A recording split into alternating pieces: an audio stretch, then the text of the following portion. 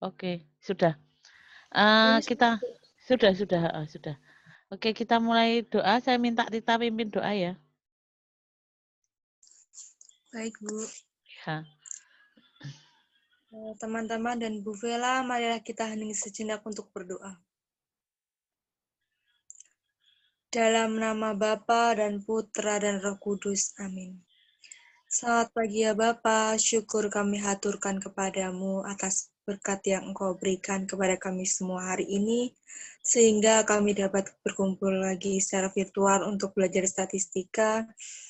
Kiranya Engkau dampingi dan berkati kami, semoga apa yang kami pelajari hari ini dapat berjalan dengan lancar dan berguna bagi kami dan sesama kini dan kelak. Salam Maria, penuh rahmat Tuhan sertamu, terpujilah engkau di antara wanita, dan terpujilah buah tubuhmu Yesus. Santa Maria, Bunda Allah, doakanlah kami yang berdosa ini, sekarang dan waktu kami mati. Amin. Santo Carolus Borromeus, doakanlah kami. Bunda Elizabeth, doakanlah kami. Dalam nama Bapa dan Putra dan Roh Kudus. Amin. Oke, terima kasih Tita. Oke, untuk ini pertama saya minta Anda absen seperti biasa, _hadir di bagian chat ya. Sambil kelompok berapa? Kelompok 9 share materi ya. Cuma saya itu yang kelompok 9, Anda kan mengumpulkan di LMS ya? Iya, Bu. Iya, nah, itu tuh belum saya belum dapat ini, belum saya bisa buka. Kalau kelompok 10 sudah. Begitu. Ini saya izinkan matikan kamera supaya sinyal saya lancar ya. Apa coba saya kirim ke email Ibu, Bu? Boleh. Karena Oh ini iya. saya juga nggak bisa. Kalau yang kelompok 10 itu bisa. Gitu. Ya. Ya. Oke, silahkan.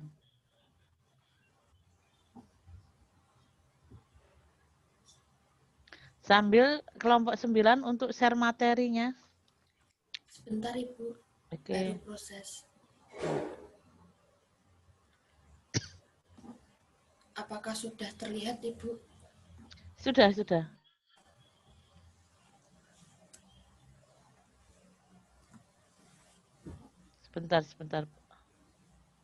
Belum.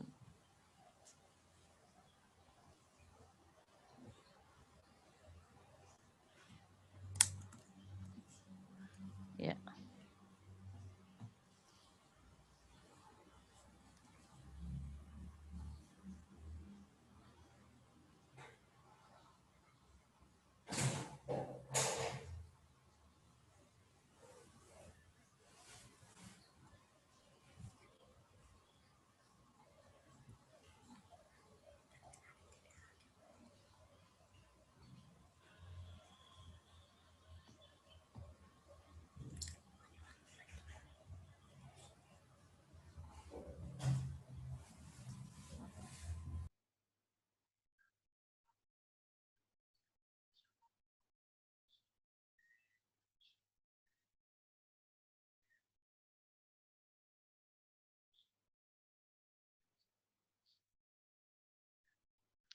Ya, sudah.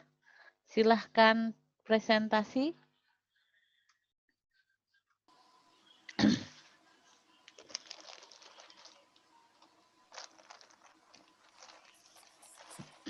Selamat pagi Bu Vela dan teman-teman.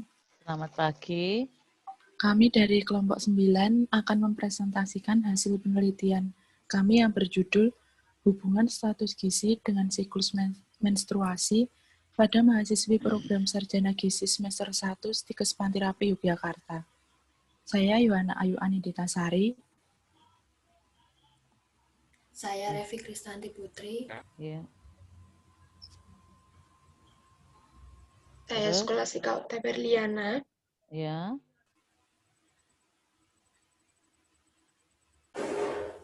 Terus Gading, Nama saya Abdus Gading Zarnika. ya, yuk. Kelompok next.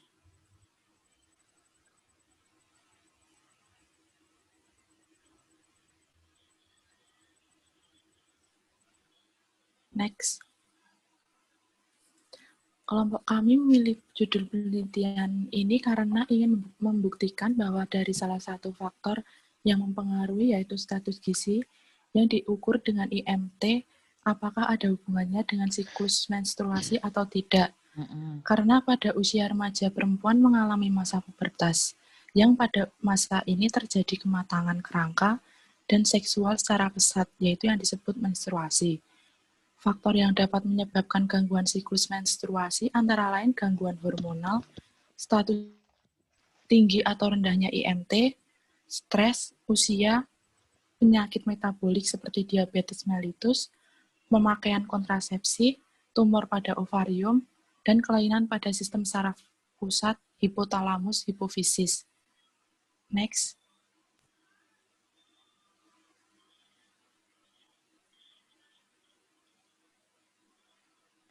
Lalu untuk rumusan masalahnya, yang pertama bagaimana status gizi pada mahasiswi program sarjana gizi semester 1 Stikes Pantirapi Yogyakarta. Lalu bagaimana siklus menstruasi pada mahasiswi program sarjana gizi semester 1 Stikes Pantirapi Yogyakarta. Lalu apakah ada hubungan status gizi dengan siklus menstruasi pada mahasiswi program sarjana gizi semester 1 Stikes Pantirapi Yogyakarta. Next.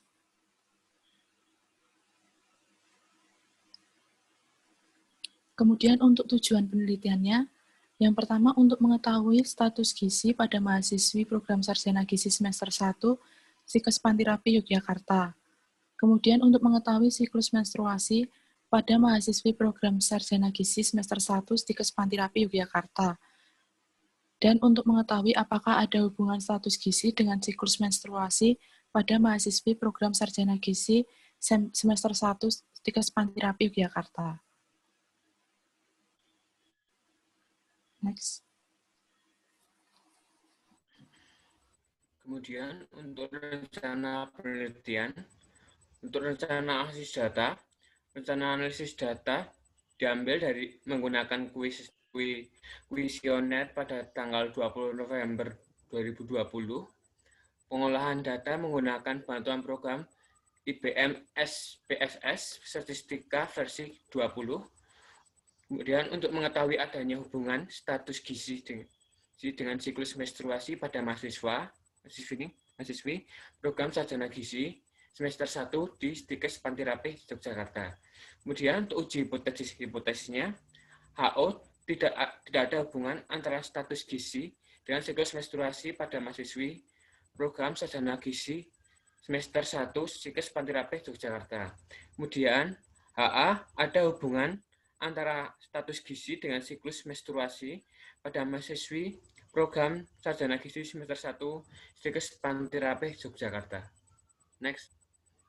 Kemudian untuk rencana penelitian, untuk kriteria hipotesisnya, HO diterima jika value lebih dari alfa, kemudian HO ditolak jika p-value kurang dari alfa.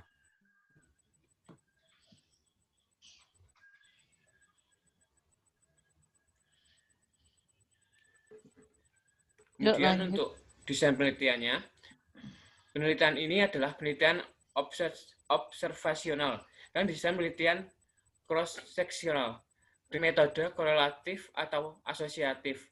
Penelitian ini untuk mengetahui hubungan status gizi dan siklus menstruasi pada mahasiswi semester 1 sarjana gizi Stikes Pantirapi Yogyakarta. Next. Dan untuk variabel penelitiannya, yang pertama variabel bebas atau independen atau penyebab yang berupa indeks massa tubuh. Kemudian variabel terikat atau independen akibat yang berupa siklus menstruasi. Next. Untuk skala variabel pada penelitian ini menggunakan satu jenis skala yang sama, yaitu ordinal.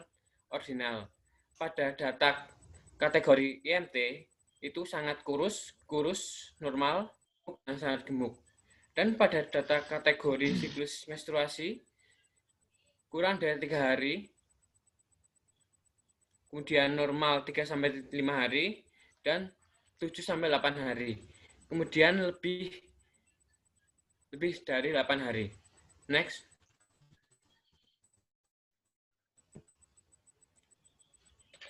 Untuk populasi dan sampel penelitian, populasi yang digunakan adalah mahasiswi program studi sarjana gizi di Stikes Pantirapi Yogyakarta.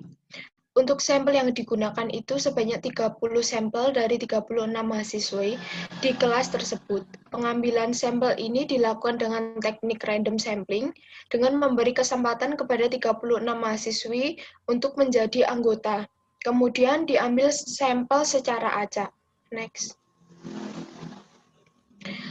Pemilihan uji hipotesis yang digunakan dalam penelitian ini adalah uji korelasi Spearman. Datanya itu berupa data kategorik dengan skala ordinal.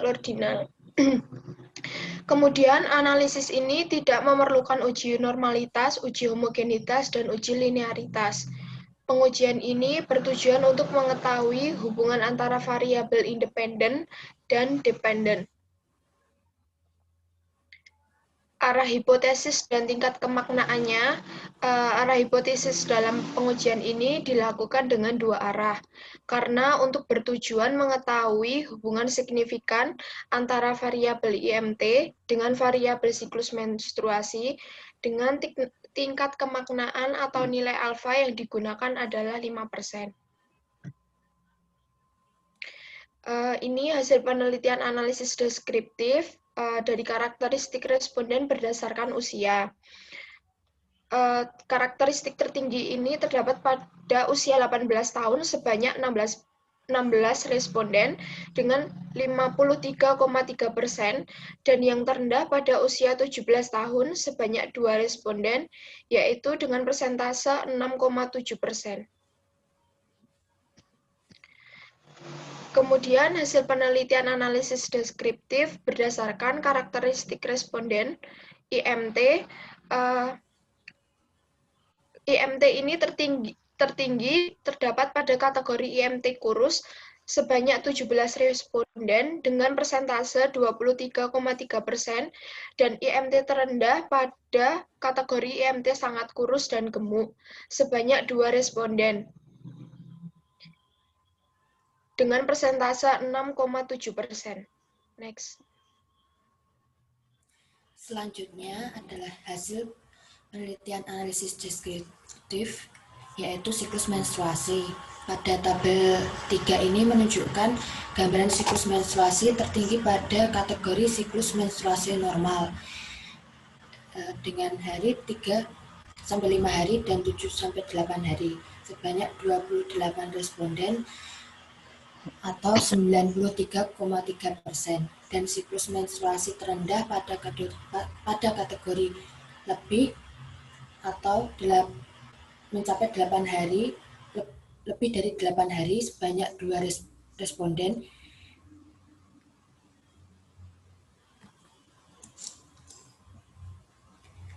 Selanjutnya hasil penelitian analisis interferensial.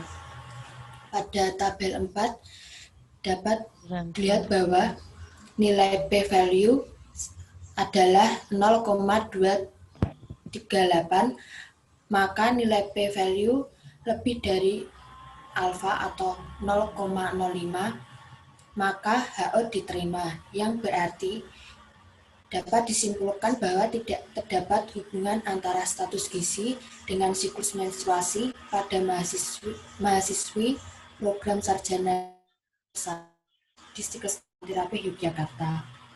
Kekuatan hubungannya adalah lemah atau 0,22 dan arah negatif yang artinya arah hubungannya berlawanan, yakni dengan meningkatnya status gizi yang dinyatakan dengan IMT, maka siklus menstruasi mengalami tidak keteraturan. Sedangkan siklus menstruasi yang teratur, maka status gizi yang dinyatakan dengan IMT menurun. Kesimpulannya, penelitian yang kami lakukan terbukti bahwa tidak terdapat hubungan antara status gizi dengan siklus menstruasi pada mahasiswi program Sarjana Gizi semester 1 Stikes Pantirapih Yogyakarta dengan p-value lebih dari alfa atau 0,05. Ini untuk daftar pustakanya. Sekian presentasi dari kelompok kami. Apakah ada yang ingin ditanyakan? Oke, silahkan. Ada teman yang mau bertanya tidak?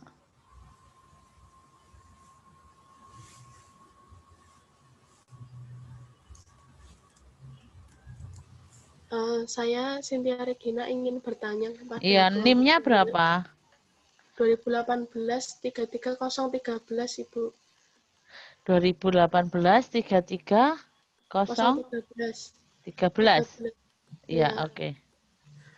Untuk saya ingin menanyakan untuk parameternya kelompok bisa mengatakan kalau dari siklusnya itu loh termasuk kurang, kemudian normal sama satunya tadi.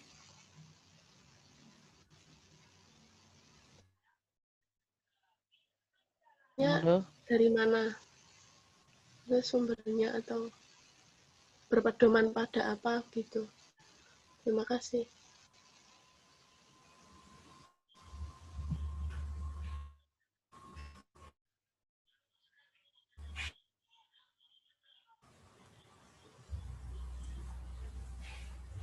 Coba silahkan. Coba ditampilkan saja coba Mbak.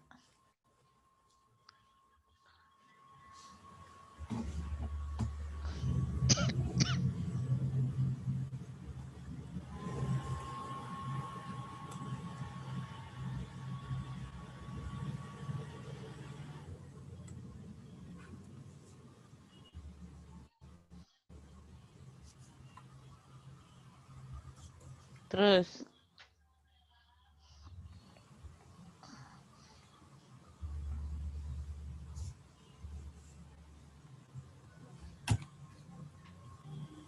Terus yang itu situsnya itu loh, siklus kan di situ. Siklus. Nah. Itu sumbernya dari mana?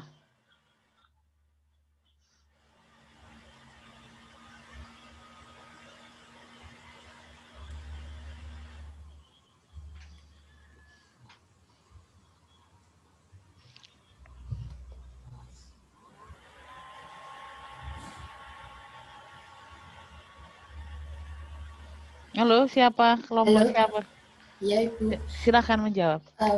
Baik, saya akan mencoba menjawab. Untuk pembagian siklus menstruasi ini, kami berpedoman pada sumber, yaitu dari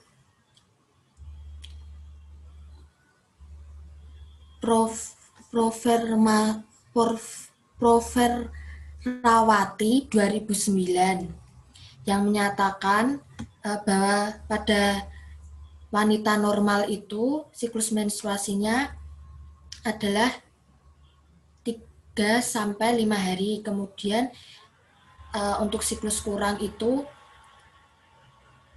artinya itu kurang dari 3 hari itu dia kurang atau tidak normal.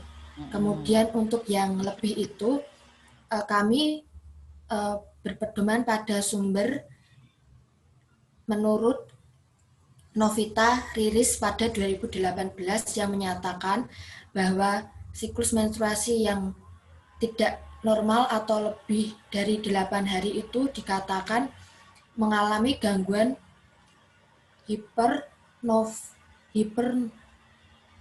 hiperneurera atau terjadi kelainan atau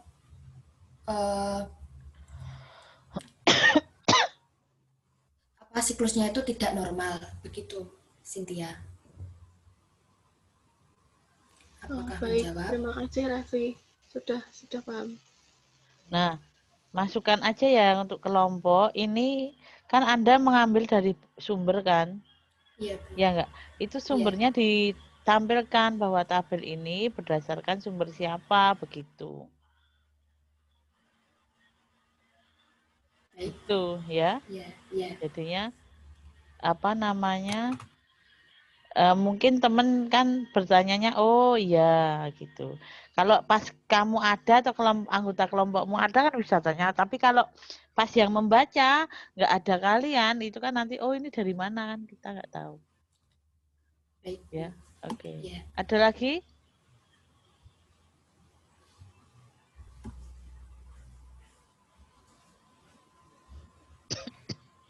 Ada lagi? Saya ingin bertanya, Bu. Iya, siapa NIM-nya berapa? NIM 2018 33022. 022. Oh iya, siapa? Sekar. Oh ya, Sekar. Saya ingin bertanya kepada kelompok, apa yang mendasari kalian memilih judul yang kalian teliti ini? Terima kasih. Ya.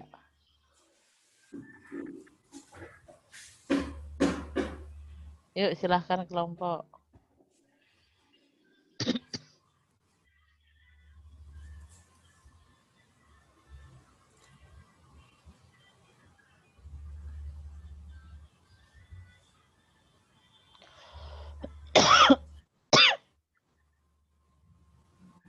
Baik, di sini saya akan mencoba menjawab, Bu. Ya. Dari pertanyaan Sekar, yang mendasari kami ini memilih penelitian ini karena sebelum kami melakukan penelitian, kami mencoba mencari beberapa referensi dan yang sudah tercantum di latar belakang ini, ada referensi yang menunjukkan bahwa ada hubungan antara IMT dengan ada hubungan siklus menstruasi yang terdapat hubungan di antaranya kan gimana kalimatmu, Mbak? Coba Jadi sebelum kami melakukan penelitian ini kami mencoba mencari beberapa referensi. Nah, kami menemukan ada referensi yang menunjukkan bahwa ada siklus menstruasi yang berhubungan dengan IMT, stres, usia, penyakit. Nah, kami memilih salah satu dari beberapa faktor tersebut, yaitu berhubungan dengan IMT. Nah, alasan kami juga untuk mengambil sampelnya pada semester 1 itu karena pada mahasiswa semester 1 itu merupakan masa di mana usia tersebut itu masih dekat dengan usia awal-awal pada menstruasi, begitu, Bu. Jadi yang mendasari kami untuk mengambil penelitian tersebut karena jangan ke saya yang tanya kan siapa? Sekar. Ya, sekarang gitu. Jadi yang mendasari kami untuk melakukan penelitian ini karena pada semester 1 itu dekat dengan atau awal perempuan itu mengalami masa pubertas gitu, yaitu menstruasi. Begitu, Sekar. Apakah menjawab pertanyaan?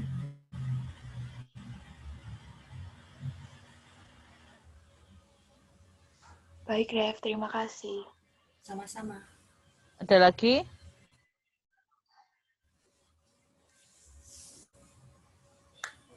Ada lagi nggak?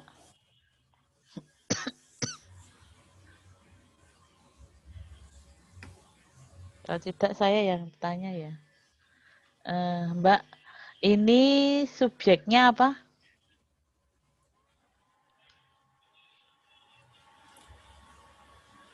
Subjeknya mahasiswa? Mahasiswa semester 1 Stikes Mantirapih, Bu. Semester 1 berarti termasuk ini, semua prodi. Siswa gizi di Stikes Mantirapih Yogyakarta. Nah, saya tanya ini apa? Mahasiswa gizi di Sarjana Gizi di Stikes Mantirapih Yogyakarta. Oke, S1 gizi kan? Ya, Bukan mahasiswa semester 1 Stikes Mantirapih kan? bukan. Oke. Ada berapa mahasiswa? Satu kelasnya itu ada 36 mahasiswi, Bu. 36 mahasiswi. Iya. 26 mahasiswi, terus saya tanya ini apa namanya? Itu kenapa ngambil 30?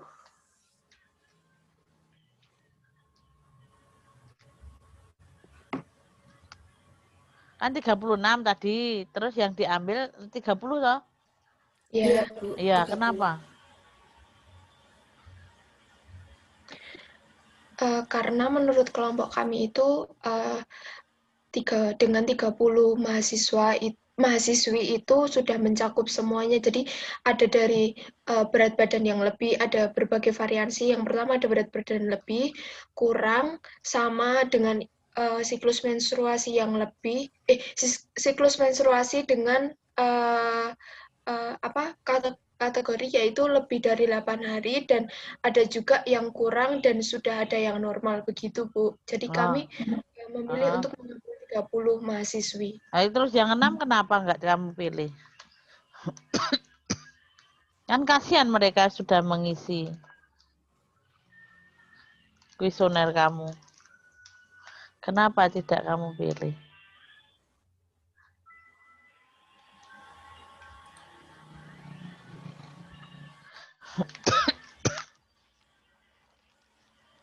Ayo, kenapa kok nggak dipilih? Kan 6, cuma 6 kok.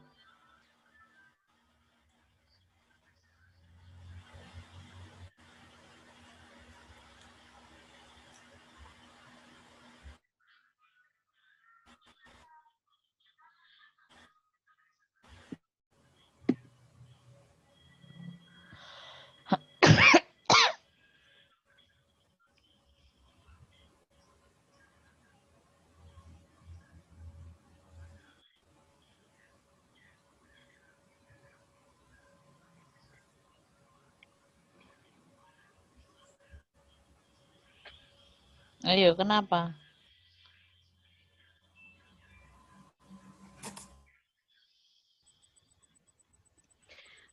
Jadi itu kemarin juga ada beberapa yang tidak sesuai gitu, Bu. Kan kami dalam kuesioner itu tuh yang normal itu ada 3-5 hari dan 7-8 hari.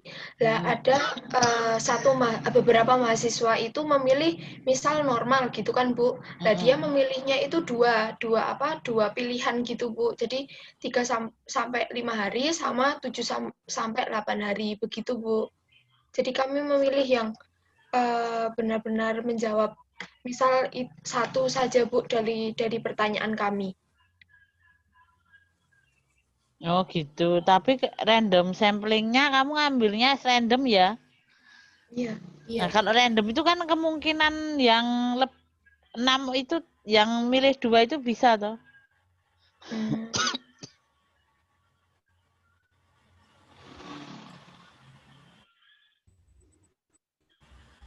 Ya.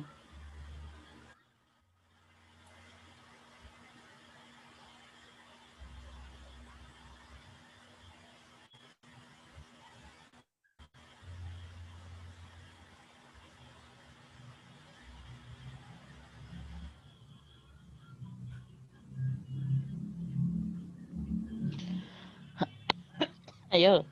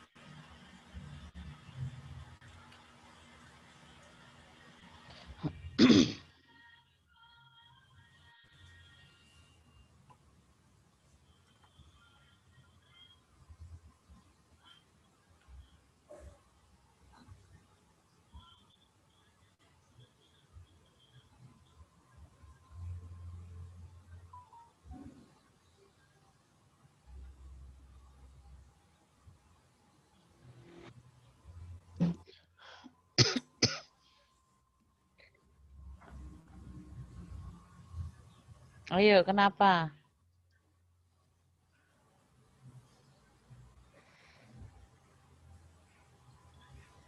Ayo, kenapa?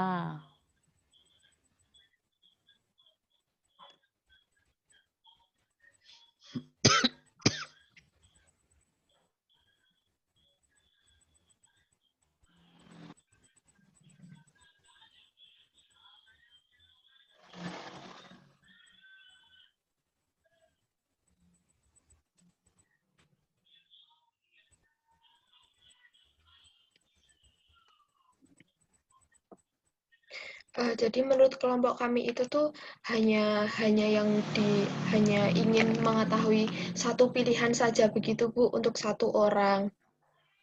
Nah, itu nggak bisa.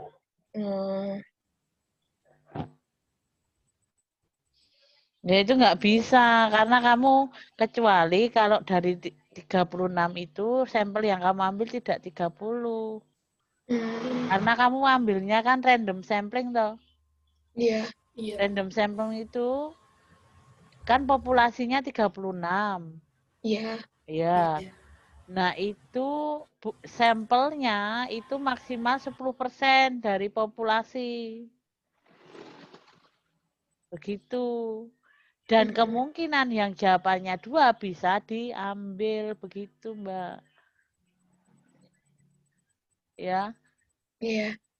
Jadi diperbaiki itu nanti. Iya. Nah, next di bagian setelah ada sebelum hipotesis tadi apa rencana penelitian? Nah, rencana penelitian dulu, rencana penelitian. Rencana analisis data. Kenapa kok ada analisis data kok direncanakan, kenapa?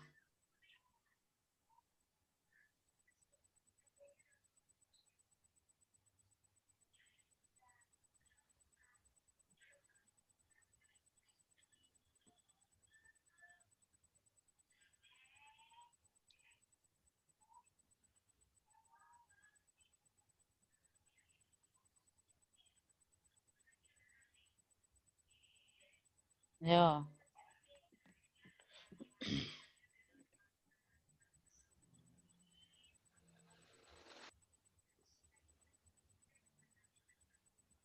Bu Vela, saya akan mencoba menjawab.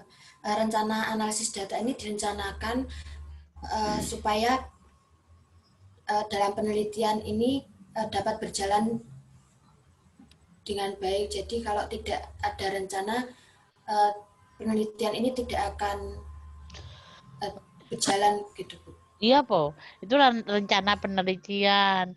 Rencana analisis data kok.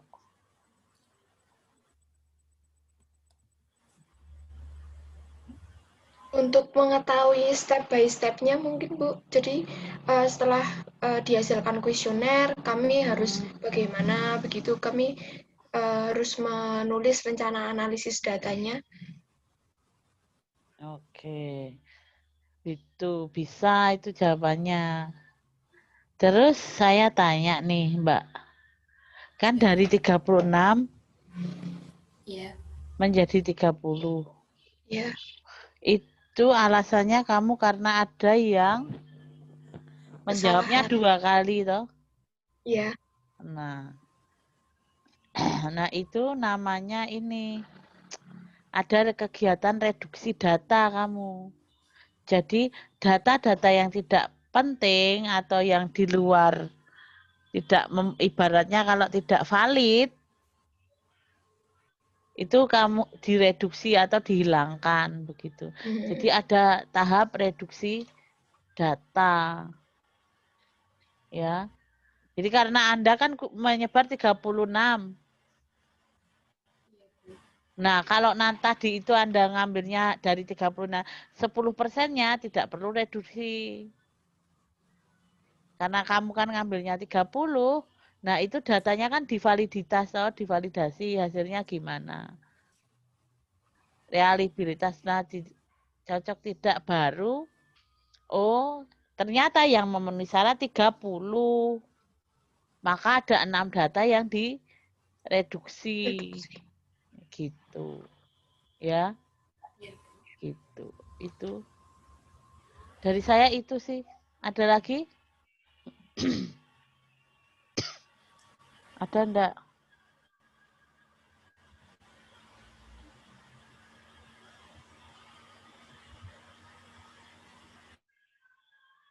Ada enggak? Kalau tidak ada, mungkin sudah selesai kelompok 9. Jadi kelompok selanjutnya kelompok berapa? 10 ya? Ya, 10. Ya. Ya, silahkan disiapkan.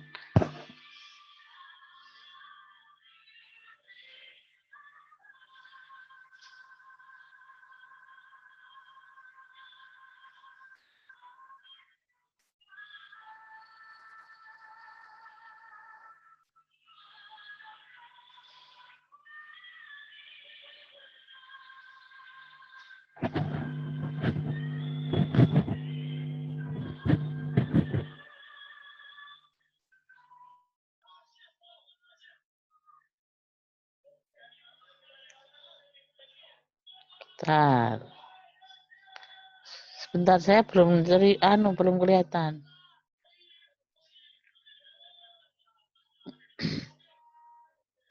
Apakah sudah terlihat, Bu? Belum, masih berputar di tempat saya. Ya, sudah.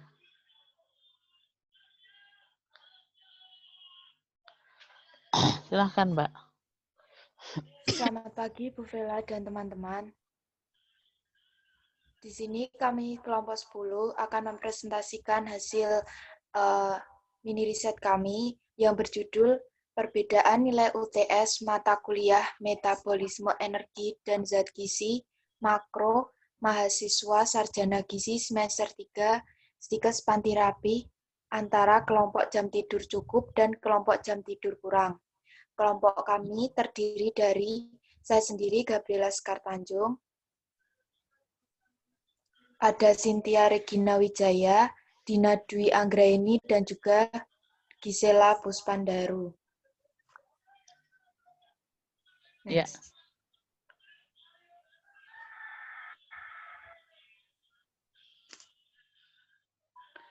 Untuk latar belakangnya, metabolisme adalah suatu proses kompleks dengan melibatkan jalur-jalur lintasan reaksi kimia. Kemudian untuk metabolisme energi berperan penting dalam tubuh manusia, terutama adanya zat gizi makro, juga diperlukan peran metabolisme agar zat gizi makro dapat terpecah menjadi senyawa yang lebih sederhana dan digunakan oleh tubuh. Salah satu faktor yang dapat mempengaruhi konsentrasi dan daya ingat seseorang adalah jam tidur. Jumlah jam tidur akan mempengaruhi kualitas tidur seseorang. Kurangnya tidur dapat mempengaruhi kinerja otak. Seseorang juga membutuhkan tingkat konsentrasi dan daya ingat yang baik agar hal-hal yang sudah dipelajari dapat tersimpan dengan baik dalam otak. Kemudian rumusan masalahnya yaitu, apakah ada perbedaan nilai UTS mata kuliah metabolisme energi dan zat gizi makro mahasiswa sarjana gizi semester 3 Stikes Pantirapi antara kelompok jam tidur cukup dan kelompok jam tidur kurang. Kemudian tujuannya adalah untuk mengetahui perbedaan nilai UTS, apakah ada perbedaan nilai UTS mata kuliah metabolisme energi dan zat gizi makro mahasiswa sarjana gizi semester 3 Stikes Pantirapi antara kelompok jam tidur cukup dan kelompok jam tidur kurang.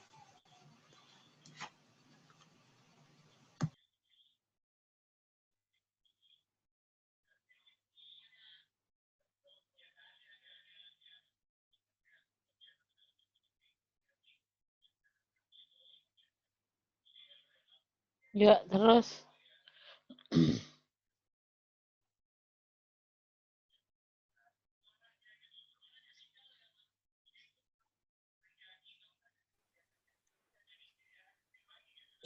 Kemudian, maaf Ibu, apa suara saya terdengar? Putus-putus, Mbak.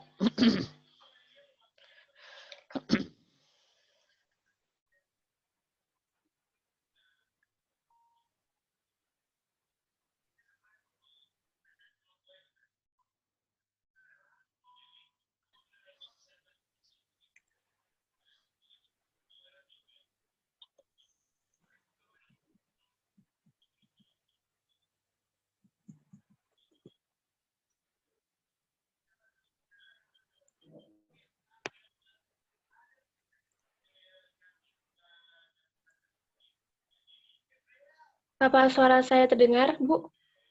Iya, sudah.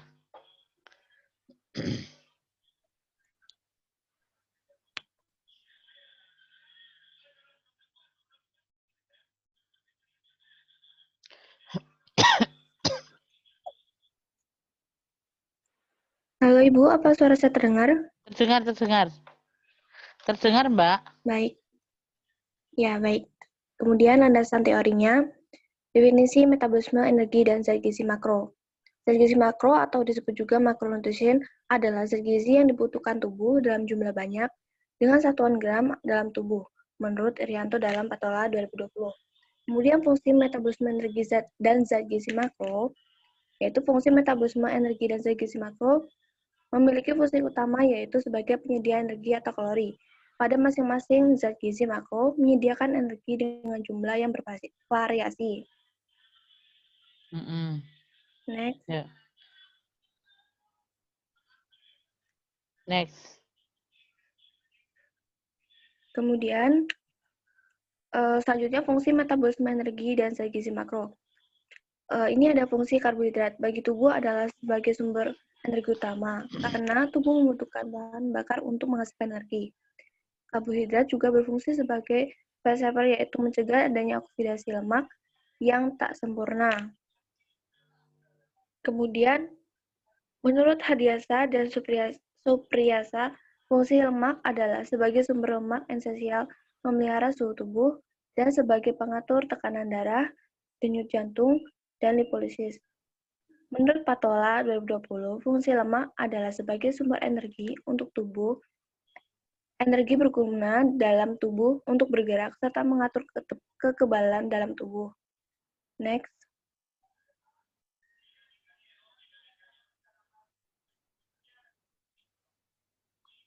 Kemudian, fungsi protein dalam tubuh adalah untuk mengatur keseimbangan air karena besarnya molekul protein dan daya hidrofiliknya. Protein juga dapat menjaga keseimbangan asam basa pada cairan dalam tubuh karena dapat menjaga pH, pembentukan antibodi, dan pembentukan ikatan esensial tubuh menurut Patola 2020.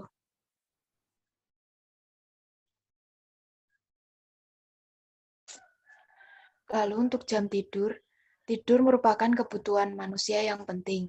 Tidur hal yang paling dasar dalam kebutuhan seseorang dalam kehidupannya. Setiap orang membutuhkan tidur yang cukup agar tubuh dapat berfungsi secara normal, menurut Milania 2019. Next. Manfaat tidur cukup antara lain ada 5, yaitu tubuh menjadi lebih sehat. Yang kedua, memperbaiki suasana hati. 3, meningkatkan daya pikir. 4, meningkatkan daya ingat. 5, meningkatkan sistem kekebalan tubuh. Untuk jam tidur dikatakan bahwa tidur sangat penting bagi tubuh seseorang.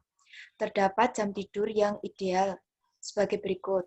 Untuk orang dewasa, 7-9 jam.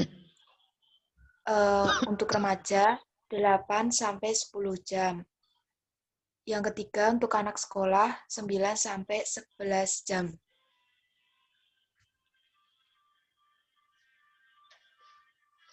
Oke. Hubungan jam tidur ideal dengan kefokusan atau konsentrasi. Menurut Listiani dalam Sarfrianda et al. 2015 menyatakan bahwa gangguan pola tidur pada malam hari akan merasa lelah dan merasa mengantuk pada siang hari, sehingga konsentrasi dalam belajar terganggu serta dapat mempengaruhi nilai belajarnya menurun. Jam tidur mahasiswa dapat dipengaruhi dari faktor akademik, terdapat juga faktor aktivitas sosial, pengaruh teknologi yang sangat mempengaruhi jam tidur mahasiswa. Hubungan jam tidur ideal dengan kesehatan.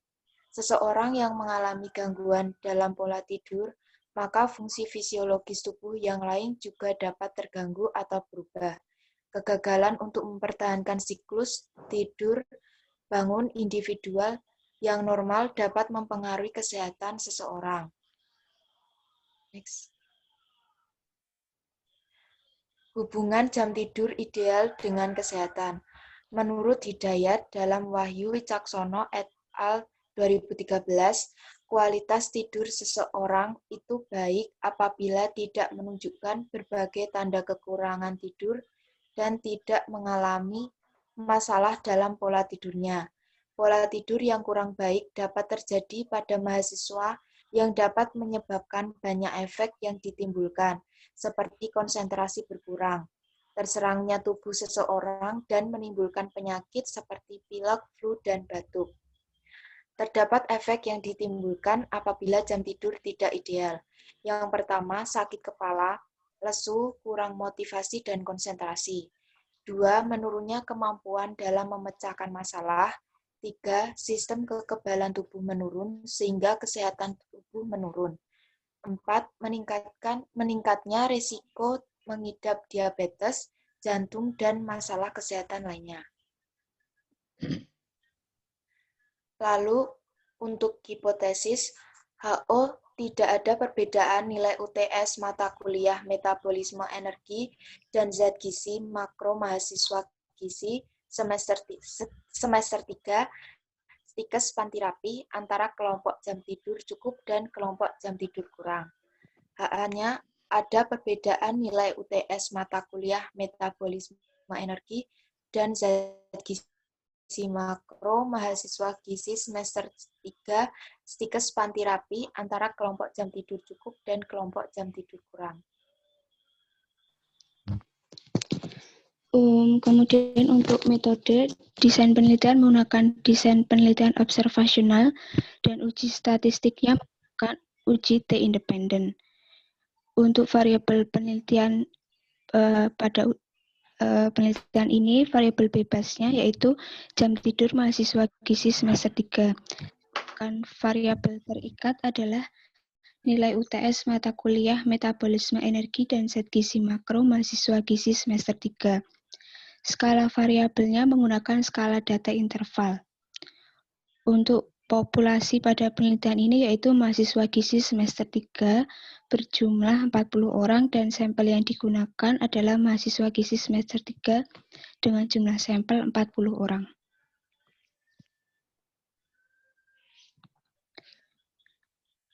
Untuk uji hipotesis yang digunakan adalah uji hipotesis komparatif tidak berpasangan.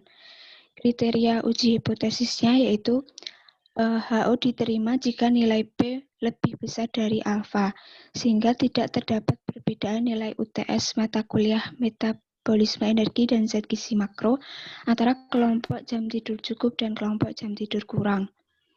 Ditolak dari alfa, yaitu terdapat perbedaan dan zat makro antara kelompok cukup dan kelompok kurang. Tingkat kemaknaan pada uji ini yaitu 5% atau 0,05.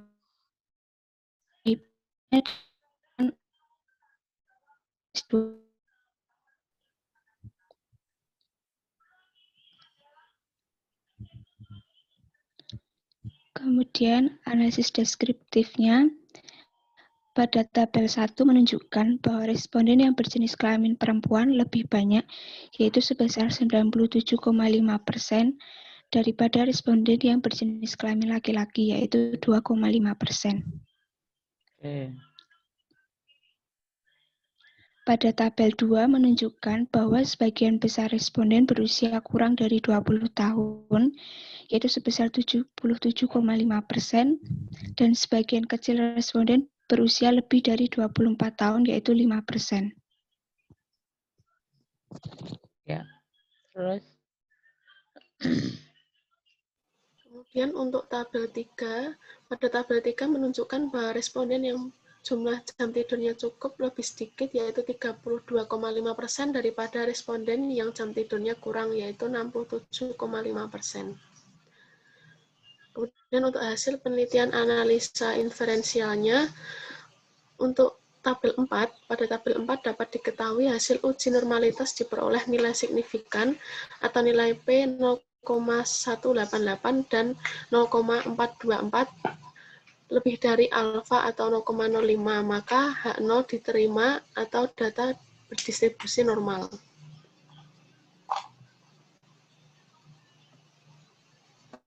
Kemudian, pada tabel 5 menunjukkan bahwa dari hasil uji homogenitas diperoleh nilai signifikan atau nilai P 0,4.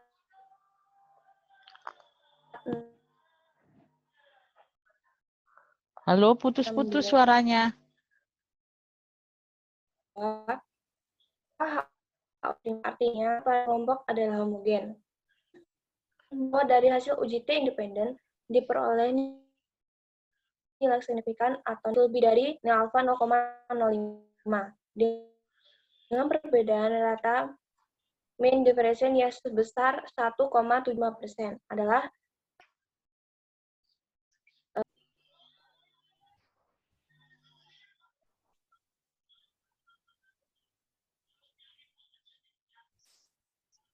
Sekian dari kelompok 10, apa pertanyaan atau komentar? Mbak, saya tadi sempat keluar dari Zoom. Tolong tampilkan di kesimpulan.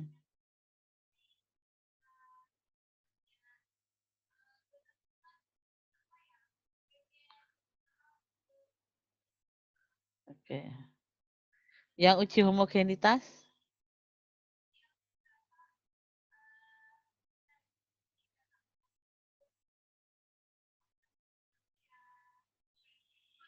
Ya, oke. Ya. Mungkin ada teman lain yang mau bertanya, silakan.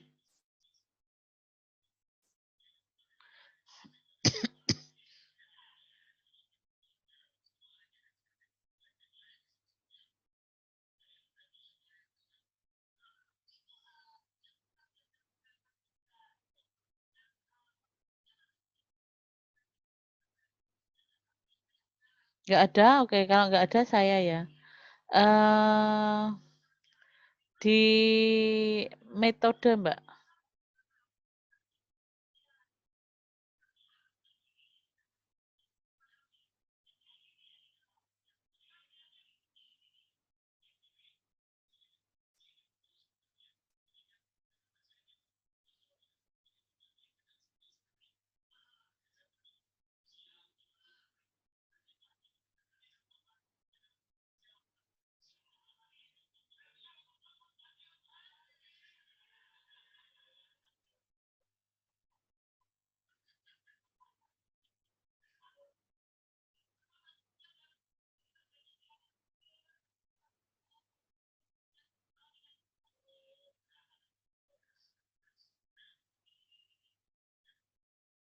Oke, di metode. Nah, kenapa kok pakai T? T independen.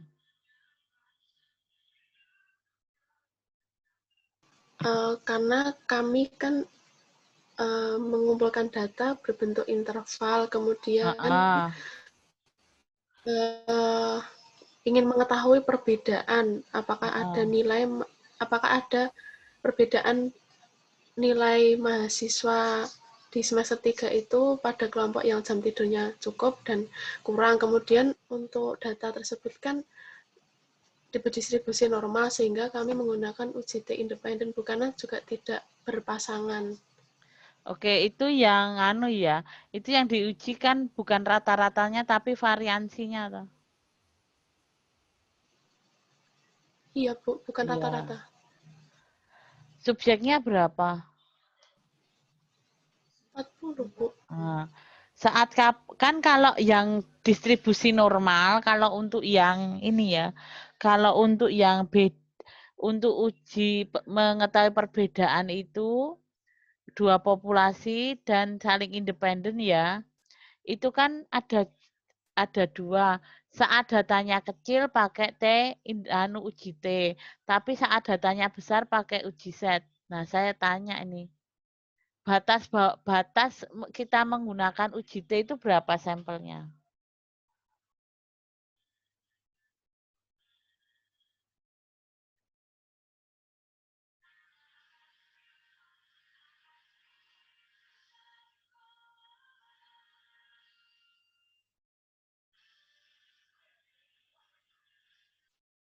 Kan ada set, pakai tabel T atau pakai tabel set gitu toh. Waktu menerangkan, iya nggak uji beda itu?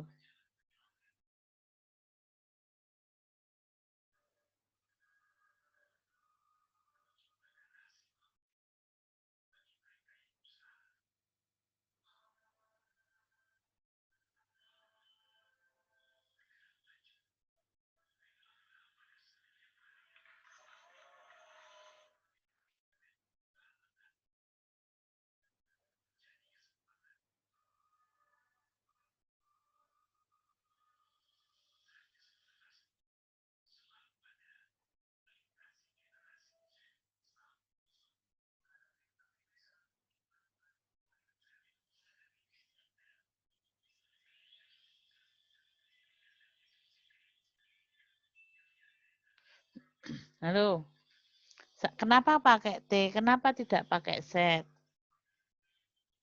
Atau saat diterangkan hanya T saja?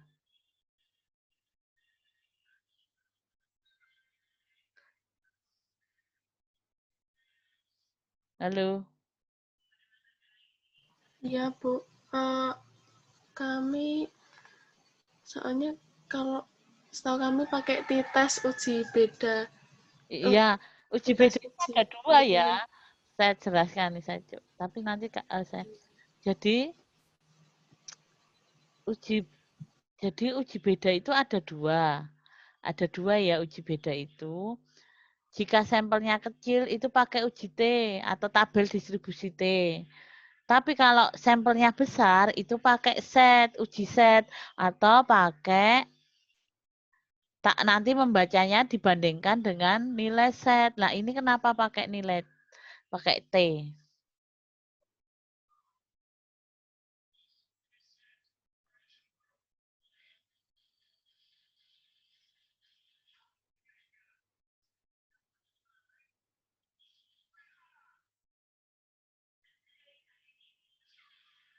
Maaf Ibu, kelompok kami kemarin langsung kepikirannya dan ingatnya itu langsung pakai uji T begitu. Nah, kalau jadi gini ya, yang saya coba dicek lagi di catatan Anda. Kalau di saya itu kalau sampelnya itu lebih dari 30 itu pakai uji set.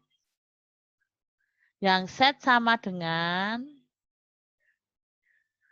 X bar min mu dibagi sigma begitu, sigma per N.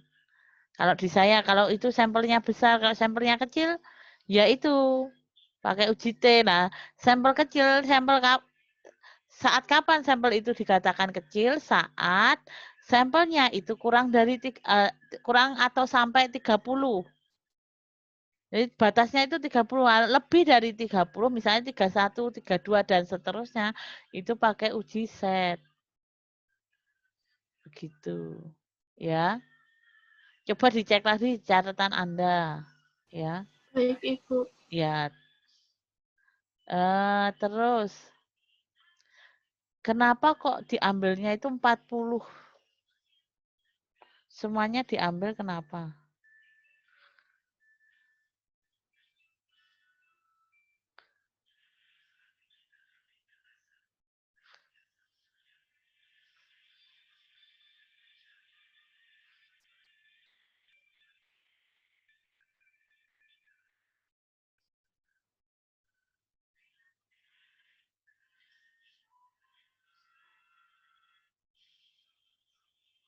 Kenapa?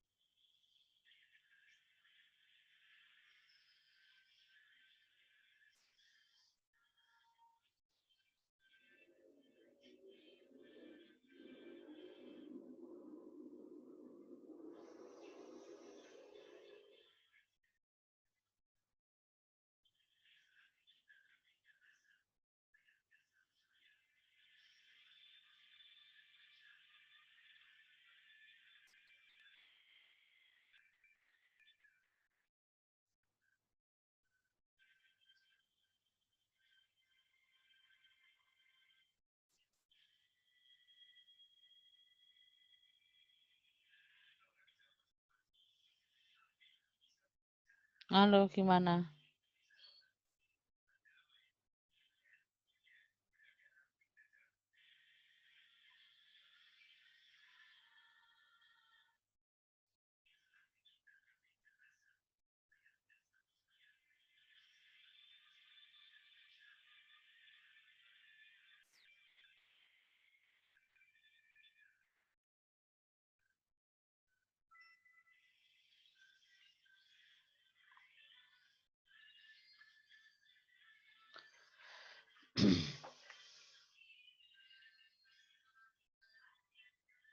Oke, belum bisa menjawab ya. Harusnya kan ini teknik sampelnya apa? Teknik sampel ngambilan sampelnya.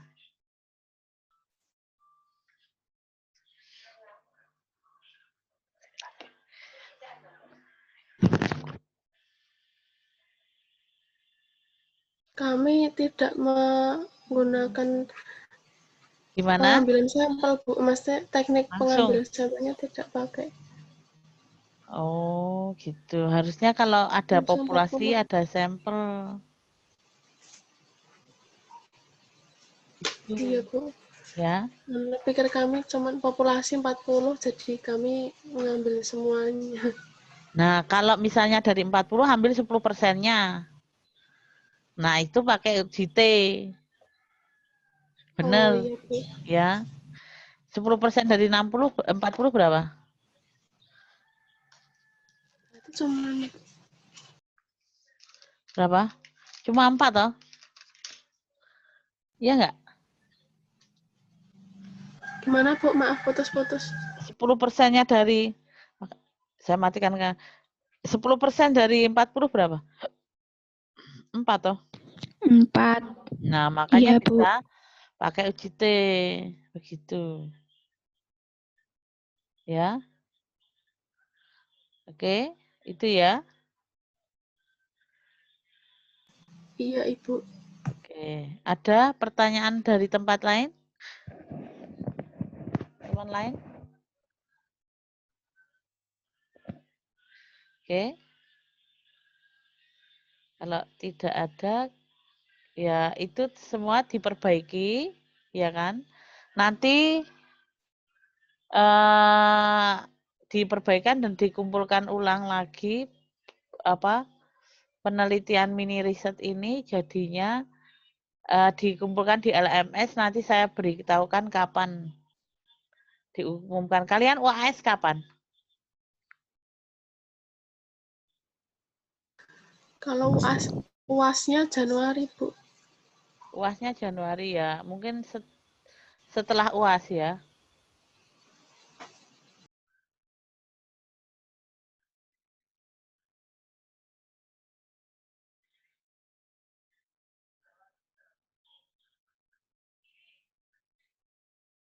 Oke, kalau itu dikumpulkan di setelah UAS saja ya. Halo? Iya, Ibu. Ya, oke. Baik, Bu. Oke, nanti di LMS sekarang kita akhiri kuliah hari ini, kita tutup doa.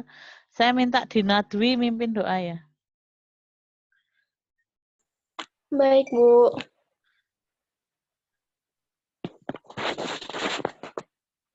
Teman-teman dan Bu Vela, mari kita berdoa dulu untuk mengakhiri mata kuliah pada pagi hari ini.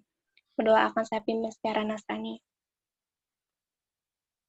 Selamat pagi Bapak, puji dan syukur kami aturkan kepadamu, karena berkat-Mu pada hari ini kami semua bisa berkumpul di Zoom ini Bapak untuk mata kuliah pada hari ini. Bapak, sekarang kami telah usai pelajaran hari ini, kiranya pelajaran ini hari ini bisa menjadi berkat bagi kami Bapak, bisa menjadi pelajaran buat kami ke depannya Bapak. Bapak, terima kasih Bapak, doa ini yang kami haturkan mau perantaraan Kristus Tuhan kami, haleluya, amin. Oke, selamat pagi, sampai ketemu lagi. Silahkan perbaiki laporannya. Kita akhiri Zoom meeting hari ini ya. Oke, terima kasih. Bu, terima kasih, Bu. Terima kasih, Bu. Terima kasih, Bu. Terima kasih, Bu. Oke.